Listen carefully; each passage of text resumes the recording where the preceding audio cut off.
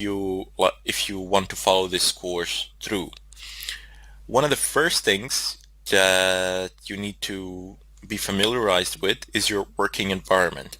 So for myself, I have chosen to use two Linux distros. One will be Fedora 20, which is the operating system that I am using anyway. And also I will install a virtual machine. That virtual machine will be Kali Linux. Basically, it is a Linux distro which contains a great deal of pen testing tools, so it's very useful in that sense. Don't worry about it. I will explain this process in great detail, how you can set the virtual machine up, how you can install it, and so on and so forth. However, should you be using Windows, that is definitely not advisable for this kind of activity. Primarily because since I'm doing this in an environment that I own, it doesn't really matter to me if I'm anonymous or not, but in the real world, all the pen testing that is done in the real world, you're always trying to anonymize yourself. You're trying to be as invisible as possible, as much as possible.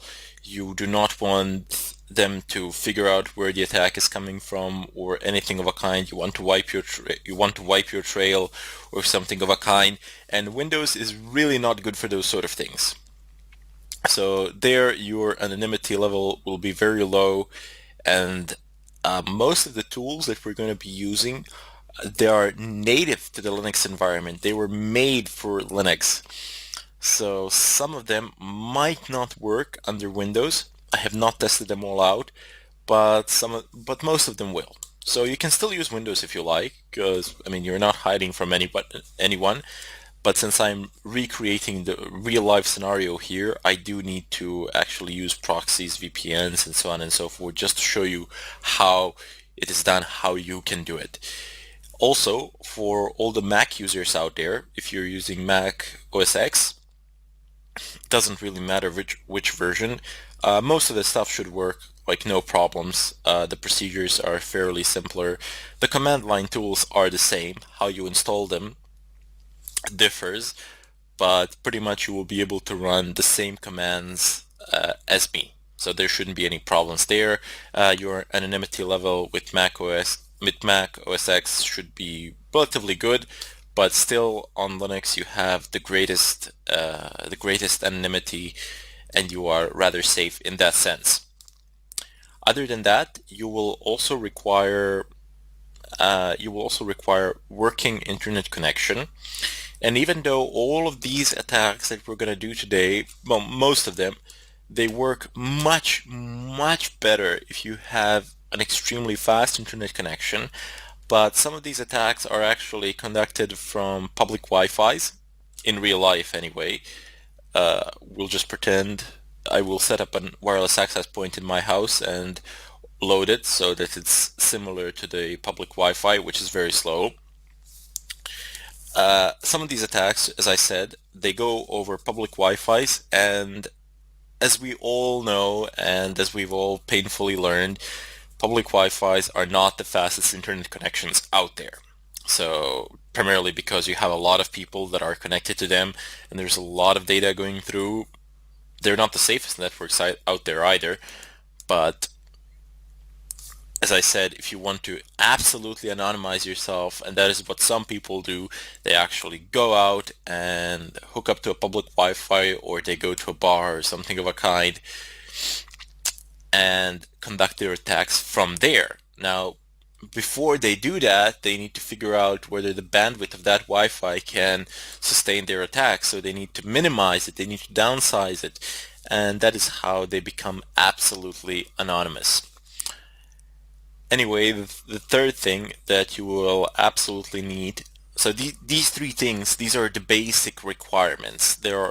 Everything else we'll pick up on the way. I will show you how to do it, no problems there. But these three things, I can't really show you how to, I can, but it's a bit pointless how to go to your ISP and hook it up to the internet and hook your telephone to the internet or something of a kind.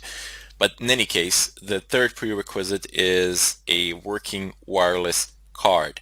And when I say working wireless card, most of the devices have them. Pretty much all laptops from 2005 or from 2008 were standardized with wireless cards. If you're using a desktop machine that doesn't have a wireless card, you should, but it's not, you don't need to. But however, if you want, you won't be able to follow through a portion of this tutorial then. You should go out and buy a USB wireless card or something of a kind. They're pretty cheap, I don't know, 10, 15 bucks. So they're not that expensive and you can get them pretty much anywhere. Anyway, as I was saying, what I mean by a functional wireless network card is that it is recognized by your operating system. So if you are using a Linux distro like I am, you need to make sure that that the kernel of this Linux distro actually has the necessary drivers for the wireless card that you are using at the moment. If you're probably using Atheros or Broadcom, Atheros should be fine. Pretty much Linux kernel support a large amount of Atheros devices, if not all of them, in terms of network cards, so that should be fine. There were some problems with Broadcom, but that's as far as I'm informed, that has been solved, so no big deal there. If you're uncertain how to check whether your wireless card functions under your Linux distro, well, just try connecting to a Wi-Fi. If you can connect to a Wi-Fi access point, if you can connect, obviously it works. If you can't, it doesn't work. But don't just hop to a conclusion that it doesn't work. Maybe it's just turned off or something like that. But do not worry, I will show this in greater detail in the follow-up tutorials where we actually go over the installation process and all of that. Now there are a couple more things which we need to go over before we head over and start the installation. I would just like to go over some basic some basic terminology that you will need in order to be able to follow this course, in order for you to be able to follow the future tutorials. In any case, I bid you farewell and I thank you for watching.